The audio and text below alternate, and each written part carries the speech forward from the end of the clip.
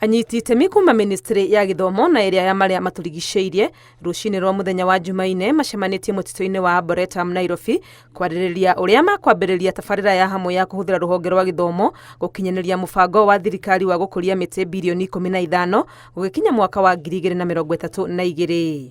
Mubango uyu uratanya kuhuthira arutwo na arutani kuma nathari nginyagia university na itanya ria kuhanda mĩtĩ itanyiheire milioni 35 o mwaka kuria ministry ya maria maturigiceirie ikuheana mbegu kilo 15,000. With an estimated of 17 million learners, both at all levels of learning from ECD to our universities, and 600,000 educators in institutions spread across the country, a target of growing 35 million trees and producing 300 million seedlings annually. The Ministry of Education is one of the key drivers of the 15 billion national tree growing program. Niguo gukinyaniria kioneki giki ministry ni ciguanaire guteithania gwetha mbeca hamwe riendekithia ria mbere ari kuria ministry ya kigina itikiria gicunje gia 5 harĩ 100 kia mbeca cia githomo cierekerio tabarĩra-inĩ ino. Seeking approval from the National Treasury to allocate growingly 5% of the Ministry of Education budget to tree growing activities.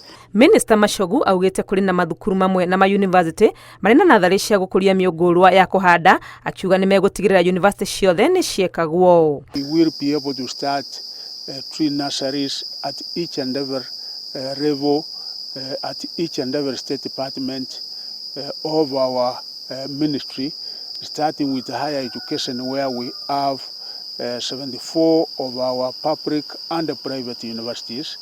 We have agreed and said that each and every university, may it be public or private, must have, as of necessity, a tree nursery. Tabarĩra ĩno ya ũhandi wa mĩtĩ guothe bũrũri-inĩ ĩgĩtwarithio nĩguo kuongerera mũigana wa mĩtitũ nginyagia gĩcunjĩ kĩa 30%. Minister wa marĩa maturigiceirie Soipan Tuya nĩ eranĩire wĩrutĩri wa thirikari harĩ kũgitĩra mĩtitũ ĩrĩa ĩrĩ kuo. To assure the country that we want to make sure, and we want to invite all Kenyans, our community forest associations. I want to commend the people of Ololua. They came out very strongly to say that there's a problem in that forest, and we will not stand to watch by. I will personally visit Ololua to get a one-on-one account from the community forest associations, including all other parts of the country.